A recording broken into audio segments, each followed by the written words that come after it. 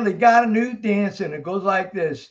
The real Joey D with Plastic EP. And here is my favorite song, the Peppermint Twist, and it goes like this.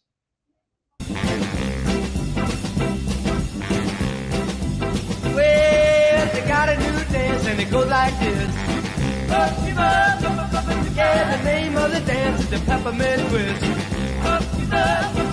Well, you like it like this, the Peppermint Twist. Get it round and round, up and down, round and round, up and down, round and round and up and down and 1, 2, 3, kick, 1, 2, 3, jump.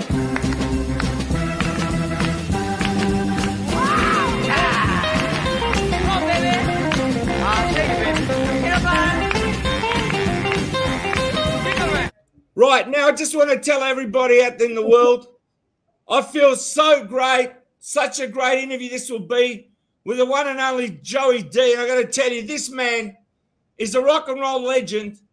And let me tell you, when he recorded Peppermint Twist in 1961, became the biggest song in the world. Not only that, then he did 2 great movies, right?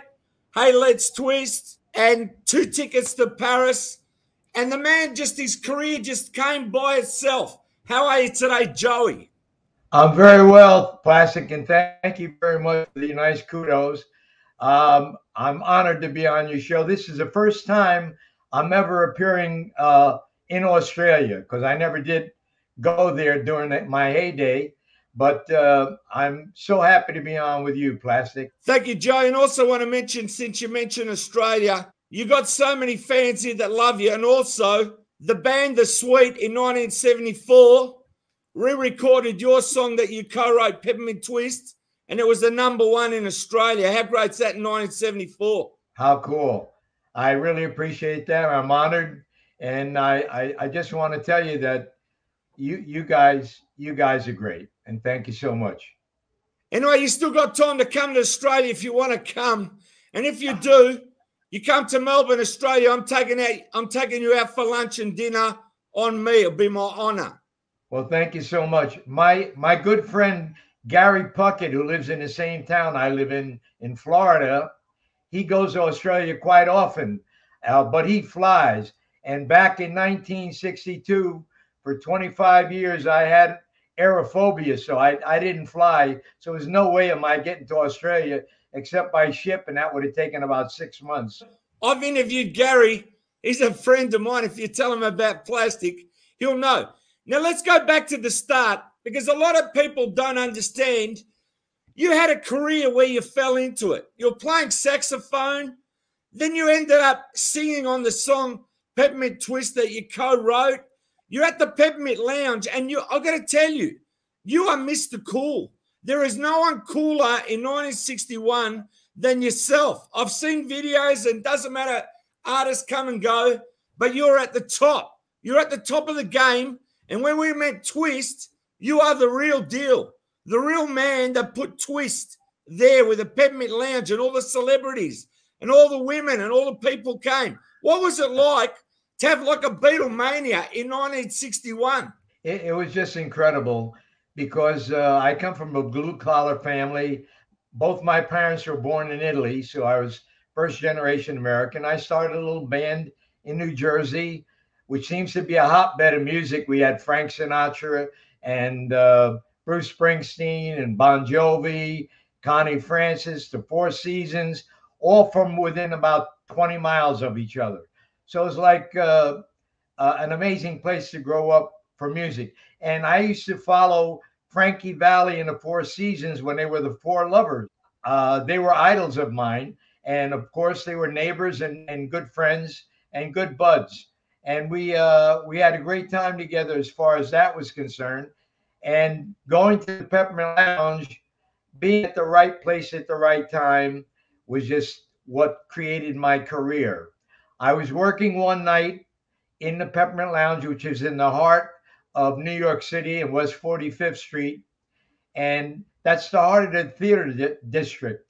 And Merle Oberon, the wonderful actress, I don't know if you recall who she is, she came in one night to have a nightcap after seeing one of the shows on Broadway, and she saw these kids doing this dance on the dance floor, and I was playing, and it happened to be Hank Ballard's version of the twist. So she got up and actually danced with him, and she had a columnist with her called Charlie Knickerbocker, and he wrote about it the next day in the New York newspaper, and all of a sudden the place became inundated with celebrity after celebrity. And if you didn't go to the Peppermint Lounge and you were anybody in the early 1960s, you were a nobody. I'm The sorry? Beatles actually went to the Peppermint Twist Lounge too when they made it big, and they came in '64. In October of 1963, I worked with the Beatles. They were my opening act in Stockholm, Sweden, at the King's Tennis Hall. And I threw a party for them. I thought they were fabulous. They came out, tore the house down, and I had to follow them. So I had to bring my A game, which I did, which I always do. And we became quite close friends. And that night I threw a party for them at the Hotel Foresta in Stockholm. And George came over to me and said, "You know, we're coming to the States. And when we come there, we're going to come see you at the Peppermint Lounge." And I'm a Jersey guy, and I'm a skeptic and a little bit of a wise guy. And I said, "Yeah, yeah, you'll come and see me at the Peppermint Lounge." Anyway, they came to the Peppermint Lounge, and I have the pictures to prove it. And so did the Rolling Stones, and so did the Duke and Duchess of Bedford, and so did John Wayne, and so did Nat King Cole, and on and on. Judy Garland was there almost every night.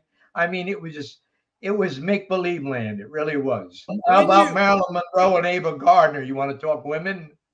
Yeah, I wish I was there, and I wish I was about 20 years old. Yeah, well, that's what I was. So I was enjoying the best of it. It couldn't have gotten any better. Now, I've got to ask you, Joe, with the Beatles, seriously, when you saw them, and they weren't that famous when you saw them at the Star Club, right? You're both working the Star Club. What did you think of them? We both worked at the Star Club, but not at the same time. But I had heard about them from the audience. They said there's this group from and there were a dozen groups from England that became famous that worked the Star Club in Hamburg, Germany. So when I went there, I was met with this. You got to see this group, the Beatles. So when I finally went to Stockholm and I look at the billboard, it said Joey D in huge letters, and then the Beatles, and then a local Swedish act. And I said, "Wow, I'm finally going to get to meet these guys and hear what they sound like." So I went to sound check, and they were fantastic. And at the time, I think they only had one hit, "Please Please Me." I may be wrong about that, but I think that's what it was. And they said they're going to the States, and they're going to come and see me in the Peppermint. And shoot it, we had a party. You can just imagine what went on. There were plenty of women, plenty of booze, and we had a good time. Just let's leave it at that. I got to say, our good friend Chris Montez, he went and he played in the UK for his first tour in the UK. Was top of the bill, and the Beatles were at the bottom of the bill. Same case scenario again. Chris Montez is a very, very dear friend of mine, Plastic, and we talked about it. And he said he and John got into a fist fight. Yeah. Did he tell you that? Yeah, of course. I told him, and John came and poured beer on his head. Yeah, so he resented, and I don't blame him. And he jumped all over him, and they had to be separated. But it was cool. It's rock and roll, man. Come on. That song, Peppermint Twist, is still as popular as it is now, and there's more generations listening to your songs. But what people don't understand, you have helped so many famous artists when they started out, and I want you to tell me the story about how the Ronettes came to see you and asked to sing on the stage with you. Tell us about the Ronettes. I want to back up just a little bit, Plastic. When you see the clip of me dancing, that was on the Dick Clark show. And if you look at the band, it's an integrated band. I had the first rock and roll band doo-wop group that had a #1 on Billboard Records with an integrated band. And I put up with a whole lot of flack because we traveled all through the South and it wasn't looked upon uh, too nicely. They frowned upon it. And initially, when they asked me to do a tour down south, they said, you have to leave the colored boys home. And I said, we're a band. If they don't come, I don't come. So 6 months later, the agent from Georgia called me back and said, okay, you can bring them with you. And then there's a whole series of stories that went along with that, as you can imagine. But it's all in a book that I wrote called Joey D's Peppermint Twist Chronicles. You can get it on Amazon or joeyd.com. But getting back to the Ronettes, as you mentioned earlier, I'm on stage doing one of my songs. We did all cover songs. We did the Drifters, we did the Coasters, Fats Domino, Everly Brothers, and I had two great singers with me, Rogers Freeman, who was black, and David Brigatti, who was white. And David Brigatti is one of the Young Rascals. We'll get to them later. I'm on stage and I see these pretty young girls in front of the stage waving at me, trying to get my attention. And it wasn't hard. They were beautiful girls. So after I finished the song, I said, can I help you? And Ronnie came up to me and said, can we sing with you? And they were dressed magnificently, very sharp. They're from Spanish Harlem, so they're really cool. And they were pretty. And I said, listen, I said to myself, even if they can't sing, they look great and they dance great. I just saw them. I'll have them come up on stage and we'll have a ball. They came on stage and we did Ray Charles' version of What I Say, and they tore the house down. And after that, immediately that night, I went to their house in Spanish Harlem to get an okay, because they were only 17 years old at the time.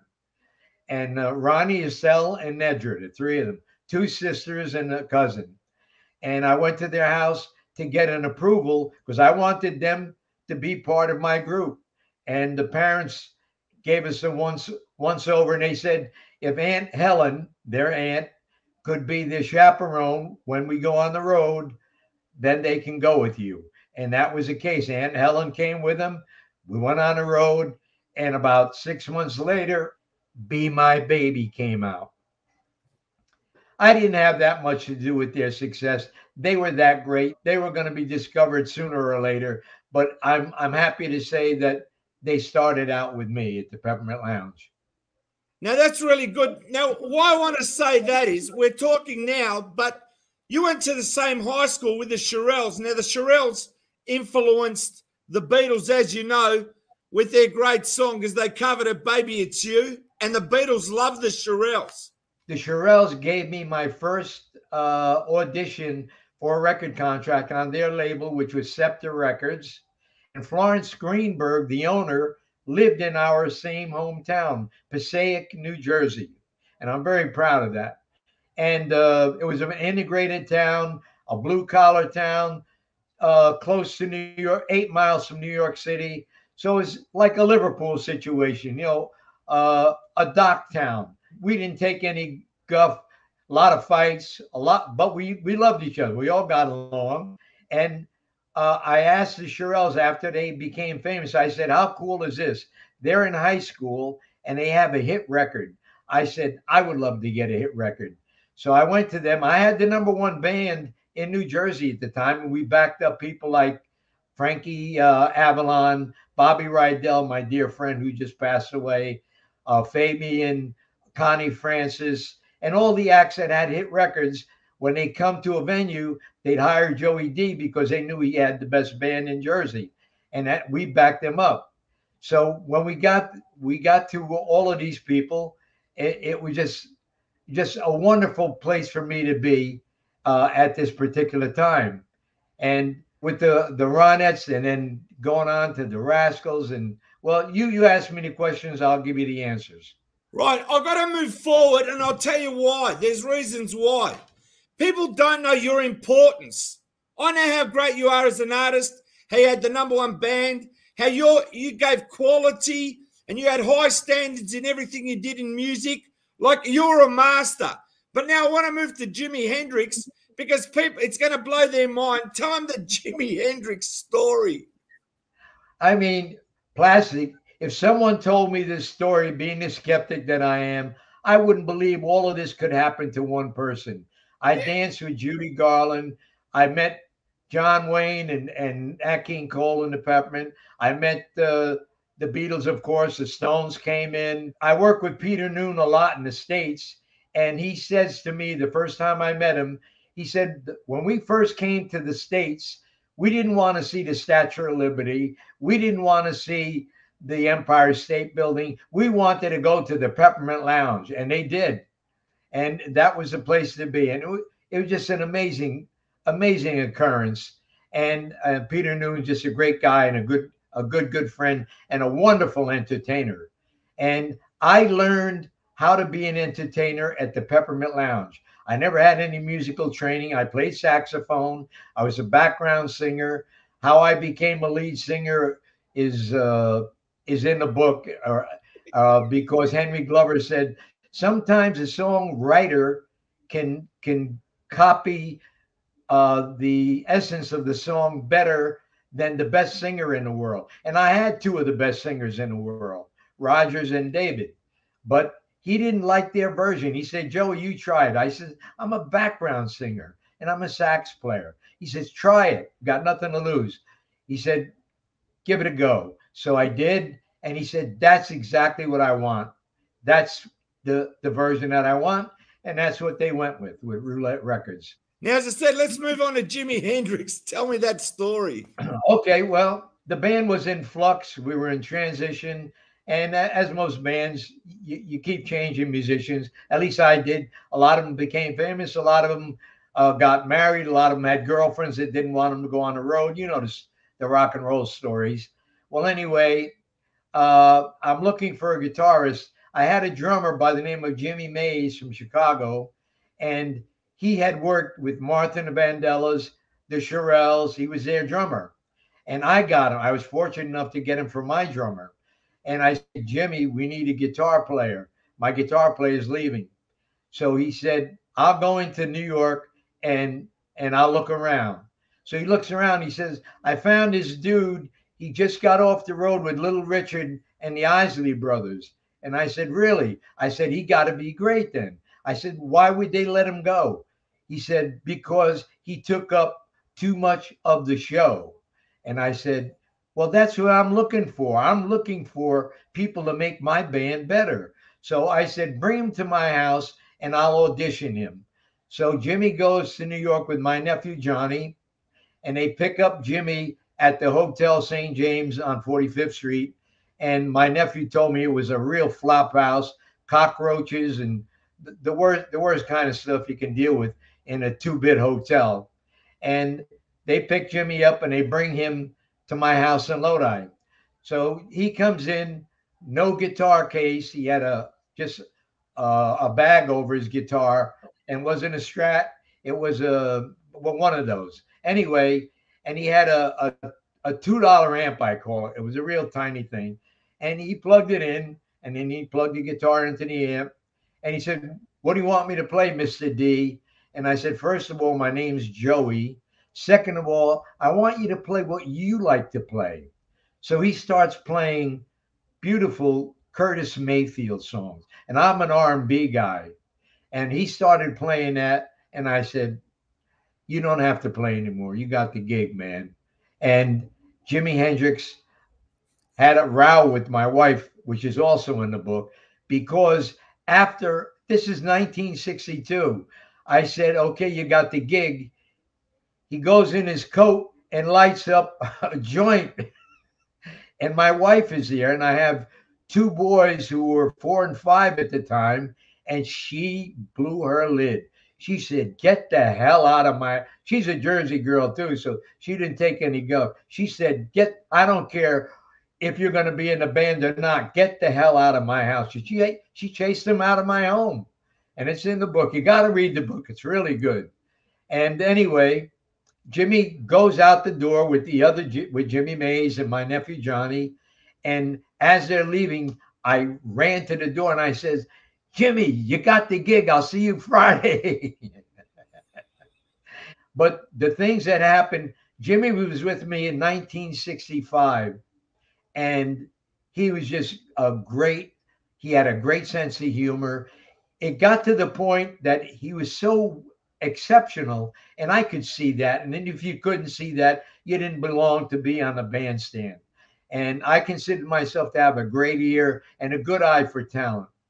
So, the Ronettes and Joe Pesci also was my guitar player, and then the Rascals, and now here I am with the biggest of them all, Jimi Hendrix. Wow, we had so many parties. I don't have to tell you what went on. Jimmy No. was a chick magnet, and I wasn't too bad myself. And we just had balls of time. It cost me a marriage, but I was a rock and roll star. I didn't know it, but I was a rock and roll star. But Jimi Hendrix, he was so great. What I would do, we played a place called McVan's in Buffalo, New York. And I said to him before we went on stage, it's showtime. And I said, Jimmy, go out and play for 5 minutes. He said, what do you mean, Joey?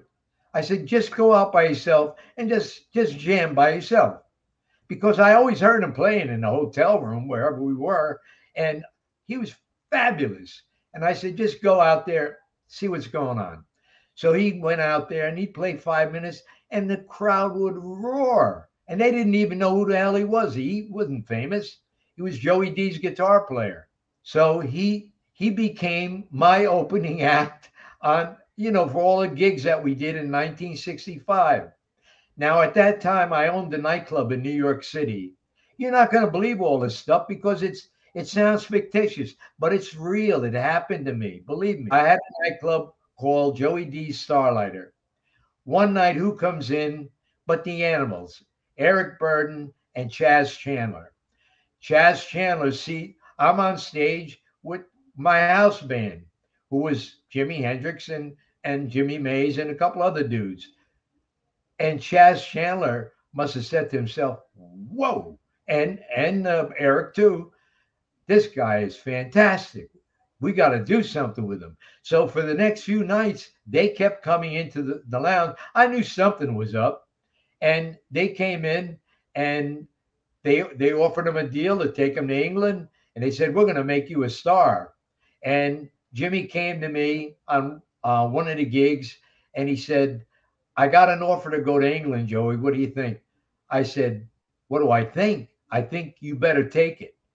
And at the time, he owed me $100, and I want to show you how honorable a man he was. And he had a great sense of humor. We laughed. We had stories on stage which I can't tell you, but we like when we checked out all the chicks in the audience, you can imagine what we were talking about. But anyway, Jimmy was just fun to be with. Every time I saw him, if he wasn't with a girl, the guitar was on his lap, whether he was awake or asleep. And every time I'd go in a room and to get him to go to the next gig, I'd have to wake him up. He put the guitar in the case, and then we go. But Jimmy was such a phenomenal entertainer, and he's playing the guitar upside down, number one. I'm saying, what the hell are you doing, man? He said, this is how I play. I'm going to tell him how to play? I don't think so. So anyway, I was so pleased with him all the way around. And he says, I got these guys from the Animals who want to take me to England. They're going to buy me a new gear, new this, new that. And is it okay?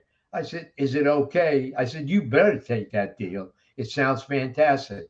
He said, but I owe you $100. He said to me, you can take my guitar because they're going to buy me all new gear.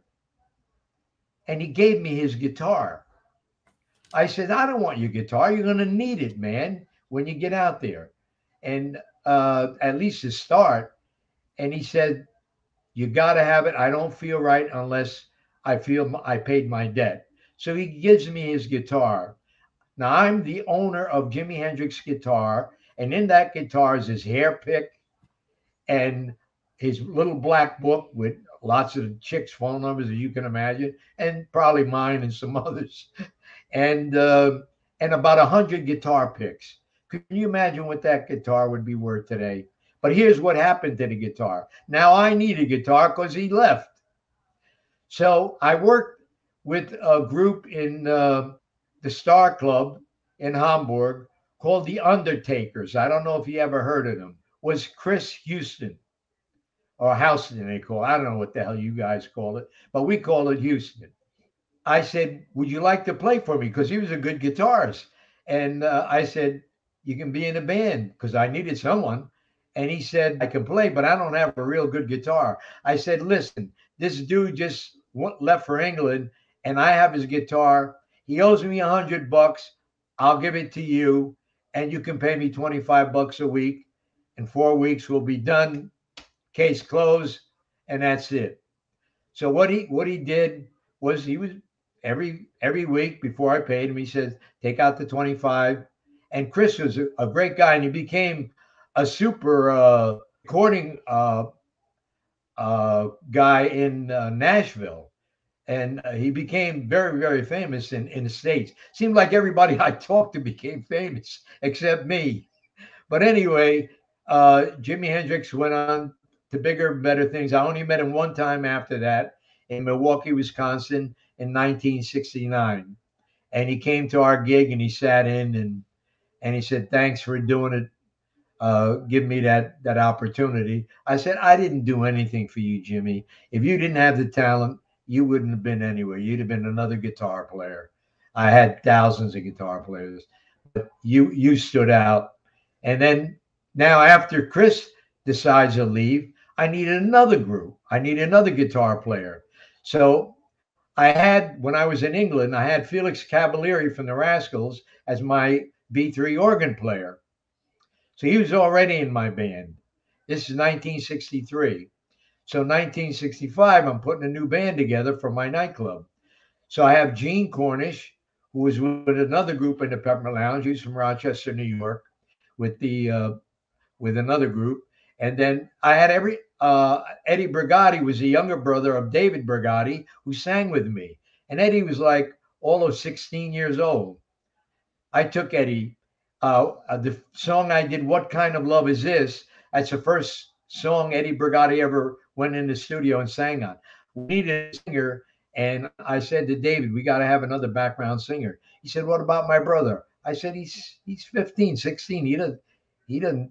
He says he can really sing." I said, "I'll take your word for it."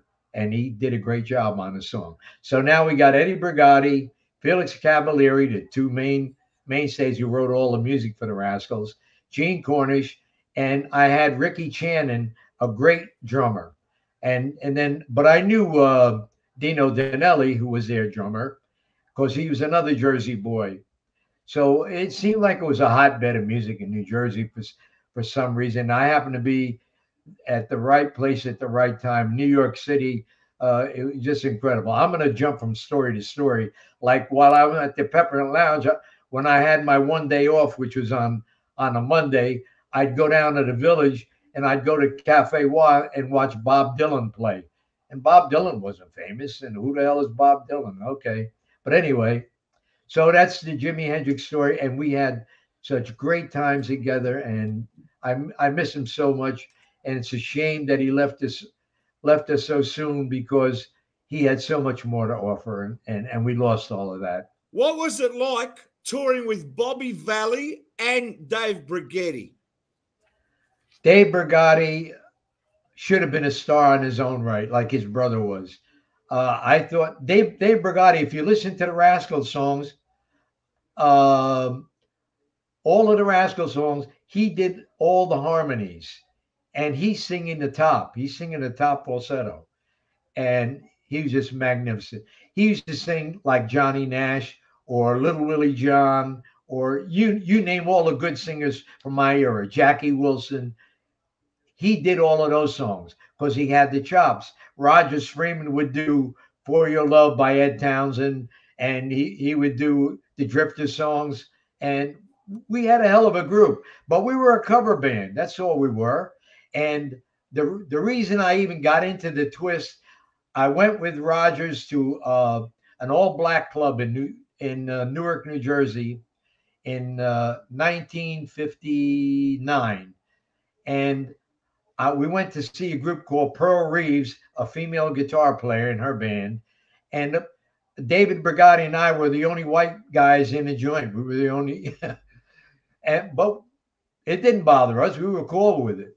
So we went in there, and now after Pearl Reeves takes a break, I hear a song on a jukebox, and I see the kids dancing, and it's Hank. And I go over to the jukebox and I read the name. Who is that? Hank Ballard and the Midnighters, The Twist. I said, Dave, this would be great for our show. Rogers, this we want to take this to rehearsal. So I went to a local record store in New Jersey, when I in Patterson, New Jersey, and I bought a couple of copies of the Twist because we had to play it over 100 times till the band learned it, and we learned how to sing it, and we did it on stage, and it was just fabulous, and it was our highlight number. That and "Shout" by the Isley Brothers, which is our closing number. And here today in 2022, I still use "Shout" as my closing number. That's how the Twist came to be. Well, I was doing it at the Peppermint Lounge. Merle Oberon and Charlie Knickerbocker came in and made it the world famous hit that it became. I'll tell you, Plastic, can you believe what I'm telling you? How the hell did this I happen? believe it. One person, Joe Pesci, the great actor. I don't know if he's great in Australia, but he's certainly great. great. He's great all over the world. He's just amazing. And he's a great, great guitar player. People don't know that. And a singer. And we used to hang out together. And he was the biggest ball breaker in the world, just like he was in the movies. Cousin Vinny, Goodfellas. That's Joe Pesci. He was just like that. He's 5 feet nothing, but he'd fight the toughest guy in the house. He didn't care. He was just like the character Tommy in the movie. In Casino, and then he was in Raging Bull and all the other great movies. And Joe Pesci could play guitar. Here's where we parted ways, because he loved jazz. He didn't like rock and roll. But when I did my first movie, Hey Let's Twist, he used to come to the Peppermint Lounge every night. He said, Joey, I know you're doing a movie. Can you think you can get me a part in it? Just a bit part. So I said, I'll talk to the director and I'll see what he says. So I talked to the director, and he said, can the kid do the twist? I said, he's a great twister. And he was. And he says, bring him down and I'll put him in. And he put him in. And the first movie Joe Pesci ever appeared in was Hey Let's Twist for Paramount Pictures with Greg Garrison, who was the director, by the way. Here's another story. He became the producer of the Dean Martin show on television, which was, I don't know if you ever saw it, but it's huge here in the States. We saw it. It was huge here too. All of this stuff, it's all interconnected. And I'll tell you one more quick story, another aside. I'm working in a place called Trudy Heller's. I'm not doing too good after the English invasion. I'm playing the Holiday Inns, not making much money. The only people that were doing well were Frankie Valli, the Four Seasons, the Bee Gees, and Motown. Okay, and Bobby Vinton. I'll throw him in too. They were the only ones who could get hit records other than the English invasion. They took over. So I'm in Trudy Heller's, and a guy comes up to me. Of course, I recognize him. Lawrence of Arabia. I'm saying, wow. I can't believe he's here in Trudy Heller's coming to see me. He said, when you get a moment, may I speak with you? And I said, certainly. So I go to his table after I get off, done with my set. Groucho Marx calls him a double phallic symbol. Well, anyway, we'll get into that. That's another story. Well, anyway, he said, while I was shooting the film Lawrence of Arabia, he said, I had no contact with the outside world other than someone sent me a copy of your album, Doing the Twist, at the Peppermint Lounge. He said, so I have to shake your hand and thank you for keeping my sanity and my connection with what was going on in the world at the time in 1961 and 62. We're talking about Peter O'Toole. That's it. You're right. Peter O'Toole, you got it right. That's the double phallic symbol. Groucho Marx. I got too many stories for you. Yeah, I I give know, up. but this is good because people don't understand how everything connects with you. And I don't know if you know, but it all seems to happen. Meet me down at 45th Street because you just said to me Jimi Hendrix was staying down there. So everything revolves around 45th Street and the Peppermint Lounge. Am I right or not? I wouldn't believe it. And Marilyn Monroe's there, and you can go there. Judy Garland's there every night. Shirley MacLaine, Shelley Winters, on and on and on and on. And it's just incredible. Kid from a blue collar family from Jersey, and I got to be someone they came to see. These are all my idols, all the people I wanted to meet, and I got to meet them. You know, you're the ultimate coolness. That's what you don't see. You tell me, I see it. You were the ultimate coolness at playing at the right coolest place, doing the twist, which people could actually dance to. They weren't touching. They were having a great time because that's what it was. You were right there when that entertainment was number one in the world. That's what it was. That was the center. Plastic, you're very, very, very kind. But I thought Frankie Valli, my idols, Frankie Valli and Dion, I thought they were cool. And then later on, Fonzie from, we thought Fonzie, who copied a lot of Dion, that's who he was portraying really in his TV series, but at the Happy Days. But what I did, I was just being me. And if you want to call me cool, I appreciate it and thank you. And you humbled me by that. But I wasn't the coolest kid on the block, but I was pretty cool. But you got to understand too, Joey, you can be something in your normal life. But when you're on the stage, you just light up the room. And that's what it was. You were pre-Beatles, pre-everybody, doing the twist when the twist was red hot. That's what it was. You were the ultimate at that time. Well, I don't know if I you just you embarrass me in a way because I don't because I want to tell the truth. Because I want to pay tribute to you. Because you know what? You've helped so many people in your lifetime with your career and helping all these great artists. And that's why you need credit. And that's why I'm here to tell the world about all these stories which no one knew about. Even myself, wow. I just thought, Joey D sang the Peppermint Twist. He's up there. And then when I started finding out, look who he helped. All these great artists came along your path and you helped them. You know why? Because you got an eye for talent and you actually know the business inside and out and you're street smart and you get it. And that's what it's all about. You're a businessman as well. You know, you're the whole package, the person at the right time, and you got a fabulous career. And that book you got there, I want everyone to go out and buy the book that you got. If you can show the book one more time. I will. And thank you so much. And let me tell you a few of the people that endorse it. Friends of mine and friends of yours too, Plastic. Kind words from good friends. First of all, Cousin Brucey, who's the biggest DJ in the States, he did the foreword. So he's kind enough to do that for me. But now I have people that, here's what it says. My true story of sex, rock and roll, Jimi Hendrix, fighting racism. And that was my biggest accomplishment to me, was having the first integrated band with #1 record.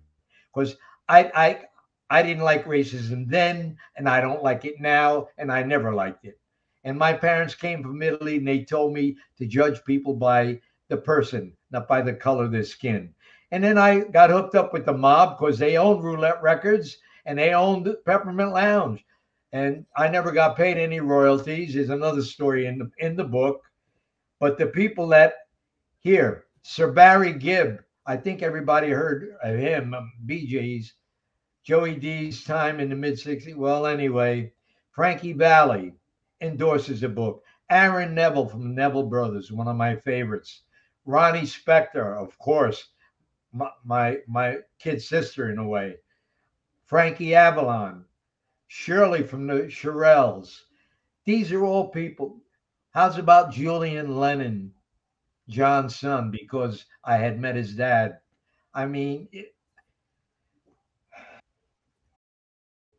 Yeah, it's amazing. You've had an amazing it brings career. And I got to say, from this side of the pond, you've got to understand, it Peppermint just Twist was big. it brings a tear to my eye. It really does. All of these great people endorsing me. Are you kidding me? You're very humble.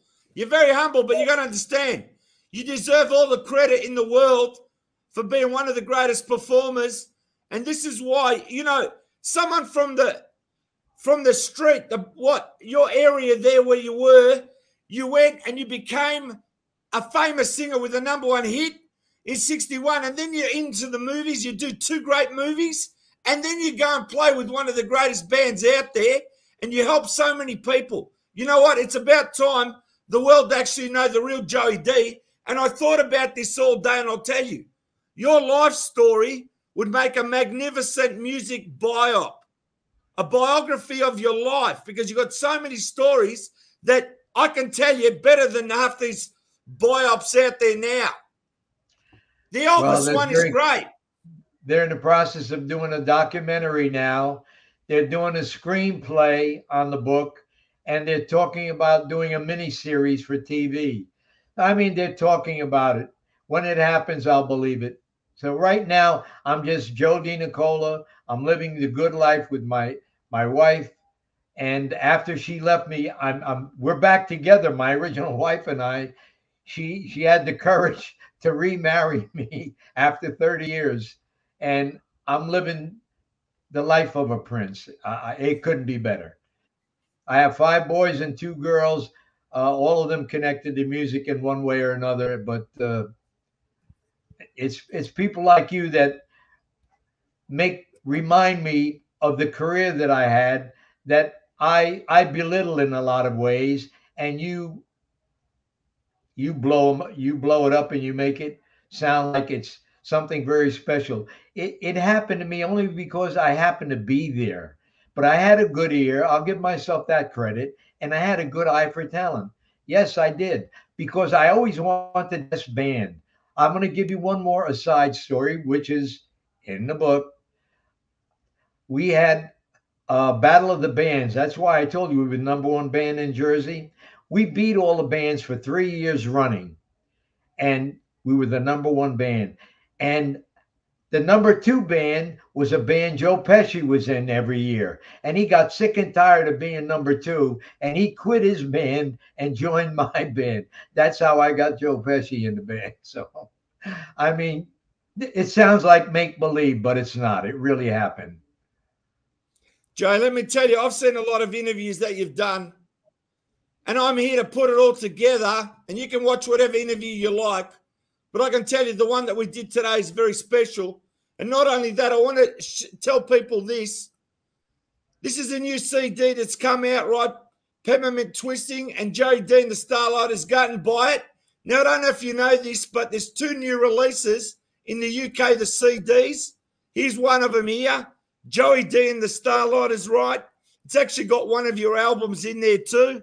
It says also includes the 1966 Hitfield album. And they've just released this one in the UK too, right? Which is from the movie, the original soundtrack. 2 tickets to Paris, Joey D. And I can tell you, you wake up every day and they're listening to your song and they know you. And the thing is, you've achieved so much. And, I know you're proud of what you did, but you're very humble. And I just want to thank you as a baby boomer. My love goes out to you, and everybody around the world loves you, and that's the main thing. That's all I'm going to say, Joe, because we love you. Now, do me a favor. Just stay there. Don't go, but say goodbye to your fans. Plastic EP, because you and I know what EPs are, and a lot of the audience, I'm sure, because I made a couple of EPs myself when I was in Europe, and I loved it. They have two songs on each side, which was kind of unique. I'd never seen that before until I went to Europe. But I want to thank you so much for the great interview. You let me talk. You let me tell my few stories, bits and pieces of my life, and it was a wonderful experience for me. And you're a great interviewer because you ask and you let me tell my story. You don't interrupt. And you're Mr. Cool, man. You are. You're the kind of guy I would love to hang out with. You and I could go out. I don't drink anymore, but with you, I might have a beer, man. Thanks everybody for watching. It was a fantastic show. Thank you so much, Joey D. You are a rock and roll legend. You are Mr. Peppermint Twist, without a doubt. You are Mr. Twist. Thanks you so much for giving us a fantastic interview that's going to be here forever. And everybody out there, share it because we want the world to know the true story of Joey D. Thanks, everyone. Thank you.